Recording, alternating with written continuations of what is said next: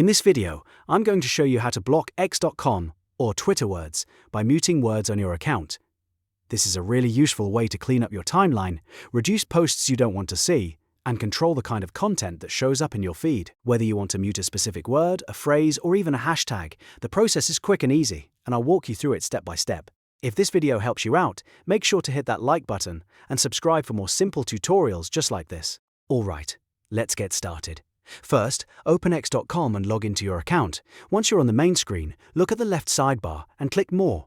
This will open a menu with additional settings and account options. From there, go to Settings and Privacy, then select Privacy and Safety. This is where X gives you control over what content you see, what others can interact with, and the filters that help personalize your experience. Next, click on Mute and Block. Inside that section, you'll see an option called Muted Words. This is the feature that lets you block specific words, phrases, or hashtags from appearing in your timeline in notifications. Click Muted Words to open the list of words you've already muted, or to add a new one.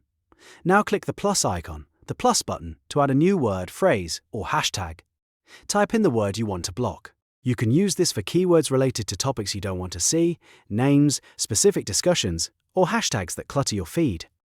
After entering the word, make sure to review any additional options, such as where you want the mute to apply and how long you want it to last. If those options appear on your account, when everything looks right, click Save. Once saved, X will apply that muted word to your account, and posts containing it should start disappearing from your timeline and notifications based on your settings. If you ever want to unblock it later, you can come back to this same section and remove it from your muted words list. So that's it. You've now learned how to block x.com words by muting them in your account settings. It's a simple but powerful way to make your feed much more relevant and much less distracting. If this tutorial helped, please remember to like the video, subscribe to the channel, and turn on notifications so you never miss the next quick guide.